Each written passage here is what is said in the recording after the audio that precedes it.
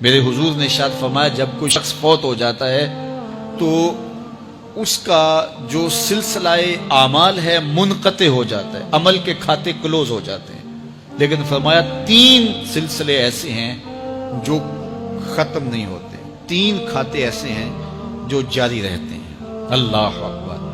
سب سے پہلے صدقہ جاریہ، دوسری بات میرے حضور نے ارشاد فرمایا علم جس سے لوگ نفع پائیں۔ اللہ اکبر۔ علم کسی کو سکھا دیا، وہ تسلسل باقی رہے۔ ہمارے استاد قبروں میں چلے گئے، لیکن آج ہزاروں طلباء کو اور لاکھوں عوام کو ان کے دیے ہوئے جو سبق تھے جو انہوں نے ہمیں پڑھایا آج ہم لوگوں کو بتا رہے ہیں، تو ان کی روح کو اس کی برکت پہنچ رہی ہے۔ پھر یہ ان کے استاد، پھر ان کے استاد۔ تو علم نافع یہ کبھی بھی کھاتے کلوز نہیں ہوتے۔ اور تیسری بات میرے حضور نے فرمایا نیک اولاد جو ماں باپ کے لیے مغفرت کی دعائیں کرتی ہے، یہ صدقہ جاریہ ہے، یہ کبھی بھی ختم ہونے والا سلسلہ نہیں ہے۔ میں کہتا ہوں کہ اولاد اگر نیک ہے، اہتمام سے دعا نہیں بھی کرے گی تو دن میں کتنی مرتبہ کہے گی ربنا اغفر لی ولوالدی، اے اللہ مجھے بھی بخش دے، میرے ماں باپ کی بھی مغفرت کر دے۔ ایک شخص کے 5 بیٹے ہیں، 4 بیٹیاں ہیں، 3 بیٹے ہیں، 4 بیٹیاں ہیں، تو اب سارے نمازی ہیں، تو روزانہ 5 نمازوں میں کتنی مرتبہ ربنا اغفر لی ولوالدی۔ تو اولاد والدین کے لیے اسپیشل دعا کرتی ہے جو ہے وہ نماز کے اندر، اور اگر اولاد صالح نہیں ہے تو نماز کے اندر دعا کرنا تو دور کی بات ہے، چونکہ وہ نماز نہیں پڑھتی، صالح نہیں ہے، تو دعا کیا کرنی ہے؟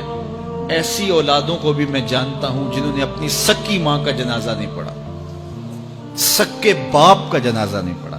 ویسے ایک ایسے بد نصیب کو میں جانتا ہوں جس نے واقعتاً نہیں پڑھا، آیا ہی نہیں، قبرستان میں بھی نہیں آیا، لیکن بہت سارے ایسے لوگوں کو میں جانتا ہوں جو قبرستان میں آئے ہیں لیکن اپنے باپ کا، اپنی ماں کا جنازہ نہیں پڑھا، جنازگاہ میں کھڑے رہے، جنازہ نہیں پڑھا۔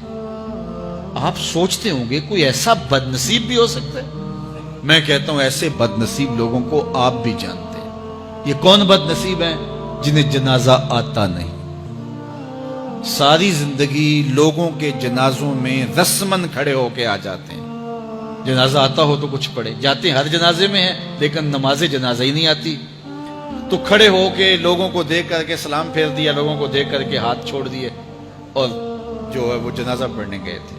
اور جب اپنے ماں باپ فوت ہو جاتے ہیں تو کیا سارے کام چھوڑ کے جنازہ سیکھتے ہیں کہ ساری زندگی لوگوں سے فراڈ کیا، دھوکہ کیا، آج اپنی سکی ماں کو دھوکہ تو نہ دوں، آج اپنے سکے باپ سے تو فراڈ نہ کروں۔ ساری زندگی جو لوگوں سے فراڈ کرتا رہا، پھر ایک دن اپنی سکی ماں سے بھی فراڈ کیا، اپنے سکے باپ سے بھی فراڈ کیا۔ اور مجھے بتاؤ شخص سے بڑا کوئی بدبخت ہو سکتا ہے کہ جو اپنی سکی ماں سے فراڈ کرے اور وہ بھی مرنے کے بعد؟ سکے باپ سے فراڈ کرے، اس کی لاش پڑی ہوئی ہو اور وہ اس سے فراڈ اور دھوکہ کر رہا ہو، اگر اس کے اندر ضمیر ہو تو ڈوب کے مر جاتا کہ میں اپنی ماں سے فراڈ کر رہا ہوں اور اپنے باپ سے فراڈ کر رہا ہوں۔ تو یہ کتنی بڑی بد نصیبی ہے کسی اولاد کی اور کسی ماں باپ کی بھی کہ اس کی اولاد بھی اس کے لیے جنازہ پڑھنے کی صلاحیت نہیں رکھتی ہے۔ اور وہ کتنے خوش نصیب ماں باپ ہیں جن کا جنازہ خود اولاد پڑھاتی ہے۔ اتنی صلاحیت اور اس قدر اللہ نے ان کو خیر کی توفیق دی ہے کہ وہ خود اس قابل ہے اور اس منصب پہ ہے کہ وہ اپنے ماں باپ کا خود جنازہ پڑھائے۔ کوئی جنازہ پڑھائے بڑی برکت ہے، لیکن جس خلوص سے بیٹا دعا کر سکتا ہے کوئی اور تو نہیں کر سکتا ہے۔ تو اپنی اولادوں کو نماز جنازہ سکھاؤ، اپنی اولادوں کو دین سکھاؤ، یہ عادی بن جائے نماز کے، تاکہ بعد از انتقال دعاؤں کے سلسلے جاری رہیں۔ جو شخص روزانہ اپنے والدین کے لیے مغفرت کی دعا مانگے، والدین زندہ ہوں تب بھی، فوت ہو گئے ہوں تب بھی، علماء فرماتے ہیں ساری زندگی اس کے رزق میں بے برکتی نہیں آ سکتی۔ تو اپنے ماں باپ کو خوش رکھیے گا اگر زندہ ہیں تو، اور اگر فوت ہو گئے ہیں تو ان کے لیے دعاؤں کا سلسلہ کبھی بھی موقوف نہ ہونے دیجیے گا۔ 5 گانا نمازوں میں تو دعا چلتی ہی رہتی ہے، اس کے علاوہ بھی دعا مانگے۔ اللہ آپ کو، مجھے، سب کو اپنی رحمتوں کے سائے میں رکھے، ہم سب کے ماں باپ کی مغفرت فرمائے۔